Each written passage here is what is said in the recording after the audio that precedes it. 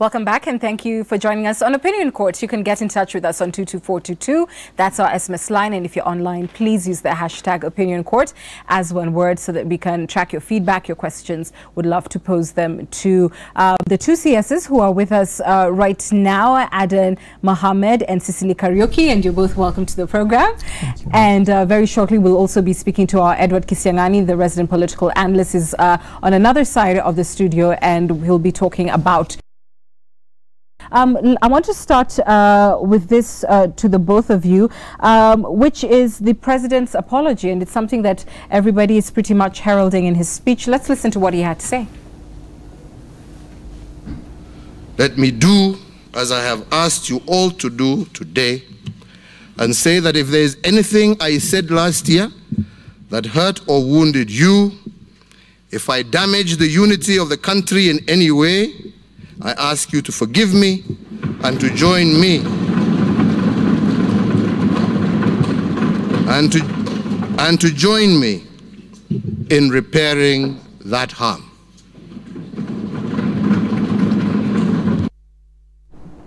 Striking the right tone is what a lot of the press have been reporting. Cecily, I'll start with you. How do you think an apology like that and the big handshake will enable this government to be able to deliver on its pledges? Well, thank you. I think that alone confirms what leaders ought to be and are supposed to be. We saw what happened last year, a lot of mistrust, a lot of division along ethnic lines, along party affiliation, and even age and gender. And for the president setting the tone and saying, you know, bygones be bygone, we all may have wronged each other, and prepare to serve the Kenyans. That's the most important thing. Let's unite and serve Kenyans. The most important person at the end of the day is a Kenyan. In practical terms, are you expecting what, perhaps fewer legal hurdles along the way when it comes to implementation of projects? What kind of support do you think having, if you like, both sides of the house now, you know, agreeing to work together will mean in terms of implementation? I really think harnessing positive energy and getting everybody sort of aligned in the same direction and sort of having the same target, being the ordinary person to be served, is very important for everybody across the board. And I think that is what I'm expecting from here going forward. Mm-hmm. And for you, CS, how do you think this will affect economic growth? Well, I think that's setting really a very good tone in terms of the national, if you like, program of demonstrating true leadership, to make sure that what matters really for us is a nation that is all aligned in terms of what needs to be done in future as we build this nation. And so what the president has demonstrated is what true leadership is actually, in terms of, you know, standing up and showing through example what needs to be done to drive this country forward. And it is very, very positive. It has already calmed down the nerves, both domestic as well as internationally. And as a country, I think we are seeing, if you like, at both extremes, a country that has had some really high energy elections, a repeat one at that, and now one where those two leaders who have been at it are now beginning to reconcile the country. And so that's perhaps the most positive thing, the highlight of the speech. But one of the things that some people have singled out that he may have missed is to address the current and very real state of the nation, which is the fact that we are grappling right now with the aftermath and the ongoing floods. We have reported this evening and told our viewers so far over 100 people have died. There's the possibility that more have died, but these cases are unreported. Over 260,000 people have been displaced from their homes. They're currently seeking refuge in schools and churches. Over 70 schools are flooded, making it impossible for the new school term to begin. In addition, 33 health centers have also been submerged. Kenya Red Cross is also warning of disease outbreaks in Garissa, Turkana, Isiolo, Nairobi and West Pokot counties. Experts are signaling out cases of malaria, dengue fever and chikungunya virus could possibly be on the rise. So, Cecily, from where you sit, in terms of emergency response, what is the ministry doing to be able to just forestall any health emergencies in these counties? Let me come and say that I think within the limited time that the president has to address the nation in a speech such as what he did yesterday, it wouldn't be conceivable that he's is going to be able to cover all the micro details of what's happening at the point, and therefore it behoves on us then to carry on, even as we interrogate the direction he has set for us, to be able to come and say, so currently what are the issues that ail the economy in different perspectives. And right now, because of the ongoing floods, we are duty bound as a ministry, together with the county governments, recalling that health is also a devolved function, to be able to sustain surveillance and perhaps step it up in the areas where problems have been reported and intervene on a need basis. And that is happening. My team is on the ground routinely. We are in touch with the persons responsible from the various counties on an ongoing basis, and we're able to move in and intervene very, very rapidly. My colleagues here, Adan, led a team, including my own team, just the other day to his county in Mandera, and we're able to go back and intervene and say specifically what are we required to do. Is it issuance or additional mosquito nets? Is it issuance or more medications that are required? Is it now reorganizing the health infrastructure in terms of the facilities, or what is required? And we are doing this continuously with the counties responsible. Okay. I want to focus on health, because health took quite a chunk of the president's address. Let's just take a look at some of the things that the president had to say in terms of better performance in health. I want to start with NHIF coverage, where he talked about a widened membership of 3.8 million in 2013 to a current 7.2 million. He also talked about expanding that coverage for expectant mothers, the raised deliveries by skilled attendants from 44% in 2013 to 66% in 2017. But of course, the big thing is going to be the move towards this universal health coverage. And just to clarify what it means, the definition of the ministry when you talk about universal healthcare, what does it mean, and briefly, what is the roadmap to getting there?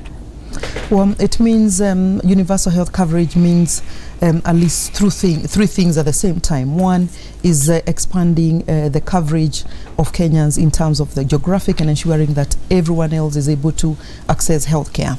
So there's an issue of the geographic coverage, there's an issue of access, there's an issue of ensuring that an ordinary person is not going to be bankrupt out of finding or footing their own bill to cover healthcare. And therefore, those things put together, once we have attained all this, then we can say we are fully on UHC coverage for Kenyans. And when do you intend to formally roll out? We currently at the tail end of our planning processes in terms of bringing the various actors together, rallying everybody to appreciate the definition in terms of what it is, doing a readiness assessment of the facilities, but importantly, sprucing up the systems and reorganizing the institutional framework to be able to deliver on these targets. Every institution that is within the sector, starting with my ministry, going to the county governments who will be at the point of service delivery, have to be aligned in terms of speed, in terms of scale, in terms of investment, in terms of identification of gaps, and ensuring that we deal with the gaps. And we have in the last 6 or so months been in continuous engagement with the parties that are going to be involved in this, setting targets for each other, but importantly preparing ourselves in terms of readiness. It has been decided that as opposed to going for a full-scale or full-blown UHC in terms of implementation, we will take it in 2 levels. The first phase is going to be one which is on pilot.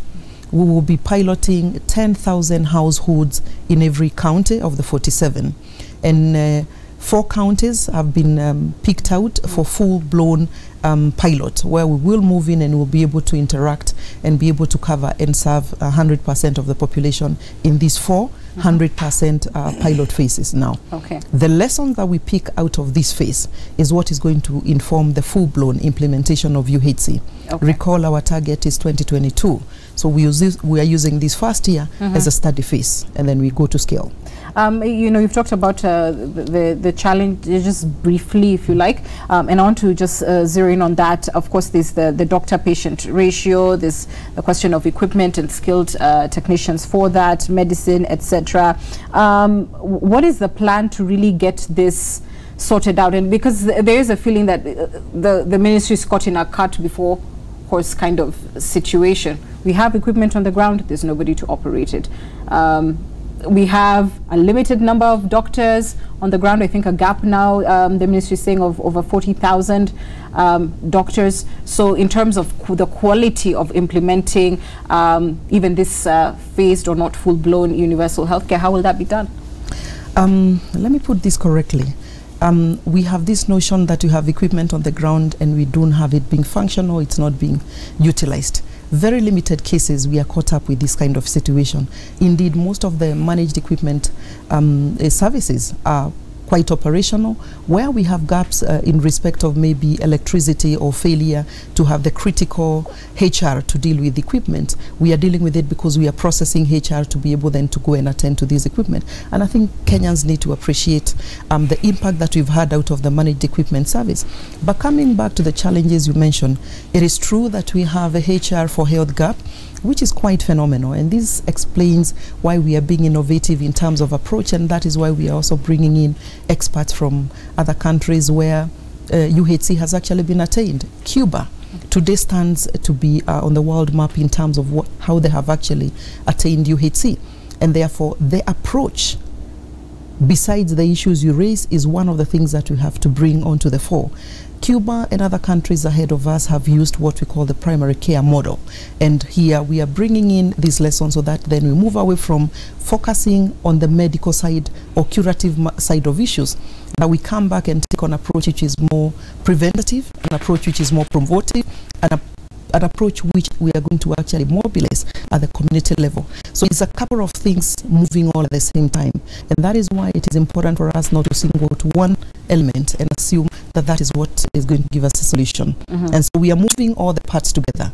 There are very many parts that we're moving together. What in terms of coverage will UHC cover? UHC ideally talks about 100% of the total population covered in terms of access, but also in terms of affordability. And that is why we are also focusing quite closely at the healthcare insurance through National Insurance Fund, which, as you know, is on the pathway of being reformed. Yeah, for instance, at the Makueni meeting, a lot of the stakeholders were talking about, for instance, HIV and AIDS being covered just because of the cost, the sheer cost of treating this ailment, and then the huge size of the population who suffer from it. I mean, is that one of the ailments that we can expect UHC will be covering? And I'll be back when we have defined the benefits package. We will be starting with what we call the primary health care package. That is at the bottom line, the bottom of the pyramid in terms of exposure. We will shortly be embarking on an exercise to redefine the package that is affordable, sustainable, which marks the bottom line of where we start. And over time, we are going to grow this benefits package, bringing in what we'll have picked out of the pilot phase in terms of then incremental or improvement in the package where we'll be starting. Okay. So that is yet to be finalized in terms of definition. I'll be back to speak to Kenyans once we have defined this package. All right. But when you talked about the HR issues you have, one of the, in our coverage of this universal health care, one of the doctors we were speaking to talked about universal health care really being about, at the core, kindness and empathy. And in some ways, this is something that is completely lacking in our health sector.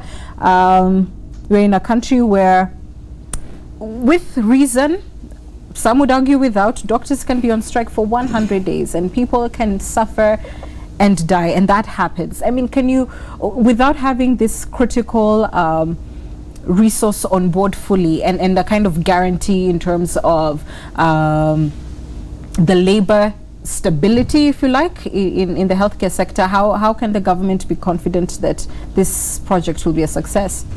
You know, everybody we speak to, including the doctors and the healthcare who have been on strike for the longest period in Kenya last year, agree that UHC is a way to go. Now, there's a value system issue here. Yesterday, His Excellency the President spoke to the issue of value system and what we think we are as a people. I think we are socialized to be people who are called to serve, not to serve ourselves. And I've been appealing, and I continue to appeal that what we saw in Kenya last year ought not to be seen in any one country, let alone Kenya going forward, because it's inhuman. Don't come into this space to serve sick people if you don't have a calling. I think it's a bit simple. But you see, part of what we are picking out of Cuba is that really working in the health sector is a calling. The capitalist attitude of money first and me first and selfish needs first, I think, is one of the conversations which we'll continue to have with the health sector workers. We got to go back to the basics. You pick this as a career, it is one where you are there to serve. But it goes beyond the health sector, as it were. I think, again, yesterday the president was a bit emphatic. You're called to serve in the public sector. It is a privilege, and we should treat it as such. We must be servant leaders, not people who come into this space so that it is about me and I. Okay. CS Mohammed, and we're going to get into the economy shortly, but what would you say this incessant industrial action costs our country in terms of economic growth? Well, I think first of all, the rights that has been enshrined in the Constitution to enable people to have the right to demonstrate and is provided. But unfortunately, it is extremely disruptive in all sectors. And in the long run, it is going to undermine the whole notion of what we are trying to do, one where there is a cordial relationship between the employer and the workers. What I think people don't realize is if we are not careful, we might drive ourselves out of business. As a country, we've got to be able to provide services at competitive rates. You know, we've got to be able to employ and have, employees who can be afforded. The irony we have in the country today is, on the one hand, we've got thousands of people who are unemployed, and on the other hand, there are the few that are employed are asking for higher wages, and yet those that are outside are willing to work for much lesser cost. So there is a contradiction in that way. But in the long term, of course, I think the priority that we need to put in place as government is to overall reduce the cost of living in this country. That way, then the urge for additional pay is going to diminish over time. But we are in a situation where we might just drop ourselves off the cliff, both in terms of the cost of labor, whether you're talking about public sector or indeed the private sector. Yeah, and inflation is a major thing, so really ball in your court there, but or should I say in CS Retich's court. We'll see what happens in a few weeks when we have the budget out. But let's see what the president had to say in terms of the economy. He said it remained resilient. The real GDP grew by 4.9% in 2017. That's higher than the world GDP at 2.6%. And even sub-Saharan Africa's performance. He says even more encouraging was the performance of tourism earnings growing 20% plus, and saying that, basically people are still quite confident in Kenya as a destination. And when it comes to Kenya as an investment destination, there are various incentives, of course, that are being given to welcome, if you like, global companies to take root here, to spur manufacturing. Counties have been very keen, CS, in terms of, giving free land or a kind of trade to invite them there. There's a government initiative on electricity for those that will be, willing to do night operations, etc. What would you say first is the uptake by local industry and international? Well, I think first of all, the president's statement around the improved level of GDP growth relative to the sub-Saharan Africa is something that we should be proud of as a country, given the dynamics, the election, the drought that we've suffered as a country. And it just shows how resilient our economy can be when we are faced with some of the challenges where quite a number of investors, whether they're domestic or foreign, actually held back significant amount of investment opportunities, whether they are coming in afresh or indeed expanding their business. This is the time now when we would expect, now that that is behind us and with the improved climate of the political environment, that we should see a lot more people putting in additional capital, either for existing business or indeed new ones. So whether we are talking about the national government or the counties, I think investors are now looking at opportunities in different counties. And what we want to do is to make sure that in the counties there are sufficient amount of opportunities, there is significant amount of alignment with the national government in terms of policy, in terms of direction, in terms of what we need to do. And those are some of the issues we discussed during the devolution conference that happened a week or so ago, where I think, you know, industrialization and attracting investments is not the sole responsibility of national government. That each county has some opportunities that they can actually build on. So, for example, I was having a discussion with our governors in the Western region, where the key sector there is the sugar industry. That we've got to work between the national government and county government to bring back that sector to life. It is not the Ministry of Agriculture or the national government to revive that. If anything, there is a lot of debate about how we can privatize some of those sugar sectors so that we can stop importing sugar into this country. And so those are some of the things that we require in terms of alignment with the Big Four, what the counties can do, what the national government can do to drive this agenda. And so when there is the debate about counties being sustainable as singular economic blocks, from your perspective? Well, we are a country, you know, called Kenya, and our competition is not within the counties. Our competition is with the rest of the world. We have, you know, it's not as if these blocks of counties necessarily have different legal or other opportunities that are different in other parts of the country. So we will encourage, of course, people to pull together, to drive things together. There are some sectors like sugarcane growing, for example, that cuts between two counties. There is a need to collaborate in those kind of circumstances. But I think our agenda now is one of making Kenya as a country much more competitive than the next country, you know, on the continent or in the rest of the world. And that is the way to attract investment in our country, or make those that are already in the country to feel that they want to expand even more, because Kenya is a place where they can make and create more wealth. Would you say that the government has like priority areas in manufacturing, or you've identified key sectors that could very quickly do well, and what would be, you know, those areas? We have identified, there has been very specific sectors that we have focused on, and what has helped us to think through and arrive at those sectors is actually the sectors that gives us the opportunity to deal with some of the key challenges that we have. And one of our biggest problems is youth unemployment.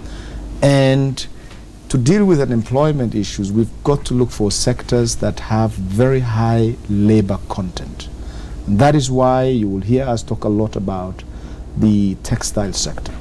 This is an industry that when a factory of 100,000 square foot is put up, it employs 4,000 young people, mostly of Form 4 level and below. The skills requirement is not that complicated, but it gives an opportunity for a lot of these people to be employed.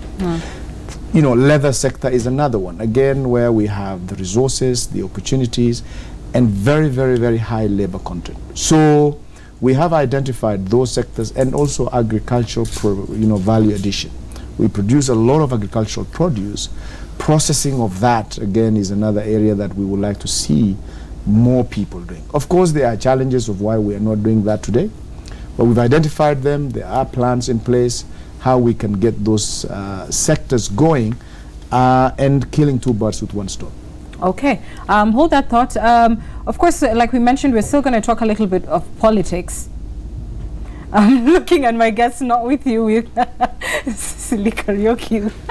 You look like you're about to walk off set. No, with Edwin Kisiang'ani, who is across from me. And just before we do that, we want to show you this clip. Just take a look.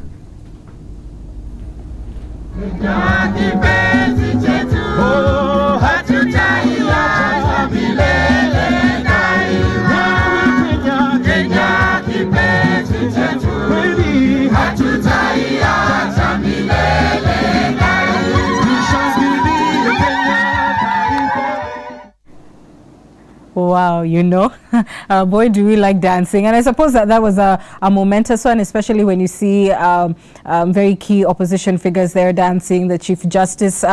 Prof, do you think better days are ahead for the Republic based on that jig? Too early to judge, but a good start.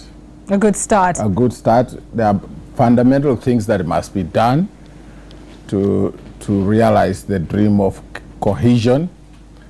Actions speak louder than words, so we wait to see what other steps they will take to make sure that the principle of cohesion and the struggle against corruption works. In real terms, in terms of, if you like, what the cabinet, you know, the people who are on the front line of implementing the president's agenda should expect out of this, possibly genuine, let's be optimistic, goodwill from now, both sides of the house. So what do you think that should translate into, Prof?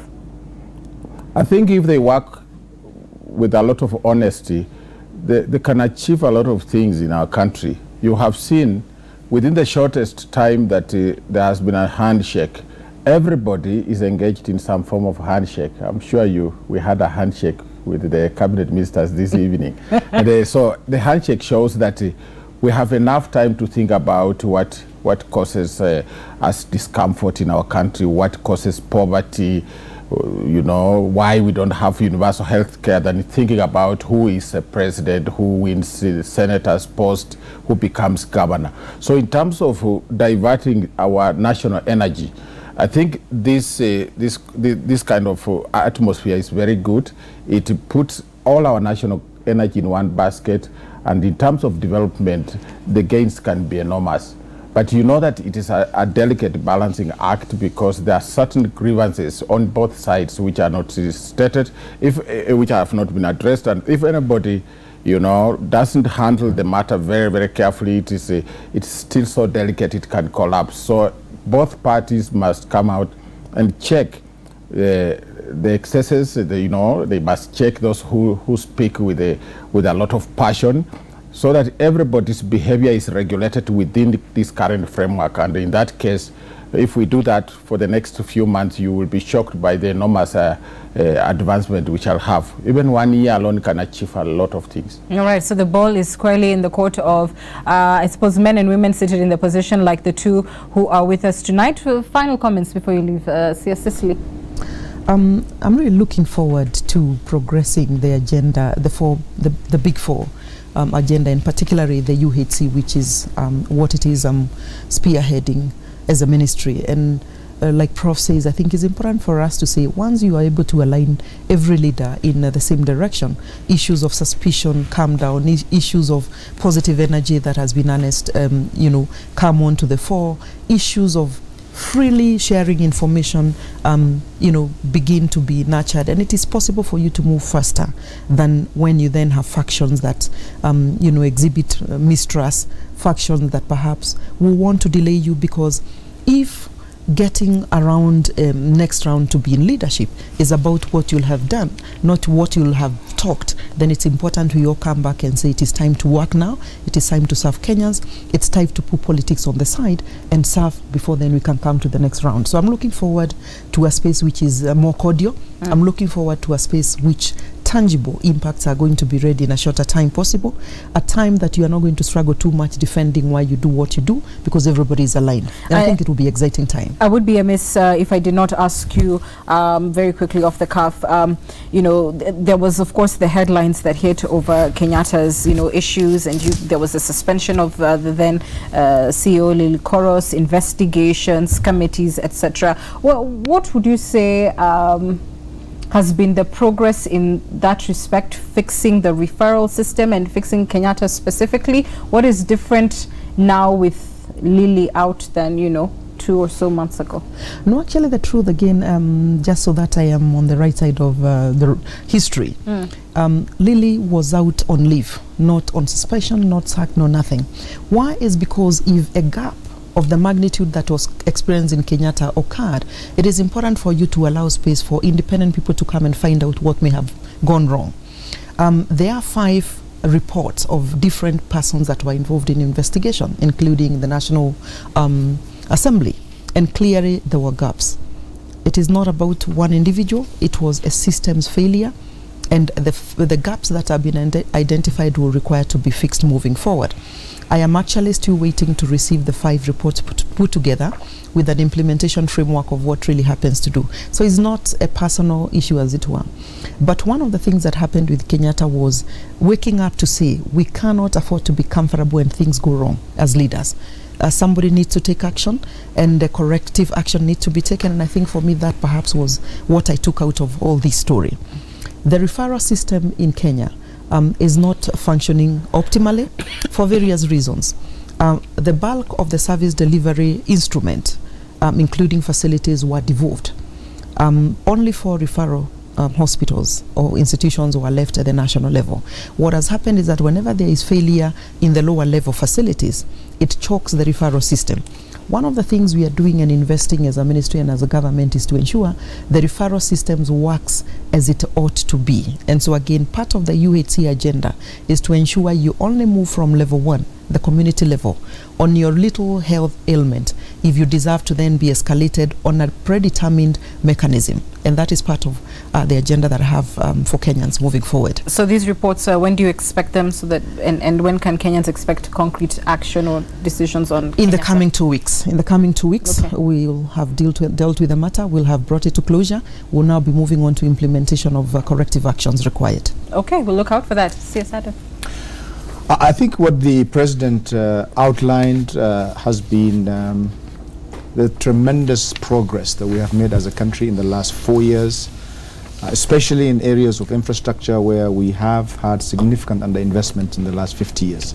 So that has been remarkable, and the fruits and the benefits of those, I think, will be enjoyed in the days to come. We have had an opportunity as a country to demonstrate to the world that despite all the difficult and painful decisions to be made, that the institutions of this country are working, effective, and trustworthy in delivering their independence, as has been shown. That, to many people in the country, has been seen as a negative thing, but I think the international audience there have seen a country that is mature democratically and has reached a stage where it can deal with difficult decisions as well. The handshake obviously has calmed the nerves, has also been taken equally positively, but one of the things that we have been known for as a country is the really open and candid democratic space where people with different opinions are allowed to air that. And what you are hearing and seeing now after the handshake is exactly that, and that should be encouraged, supported, because I think the best outcome will come out of people who have different views to come to the table. Let me get my handshake. But you know, Prof, there's one man who didn't get his handshake today. Who? You don't know who? So one man didn't get a handshake today. We're going to talk about that, that aborted meeting between the Deputy President William Ruto and retired President Moi very shortly. Stay with us.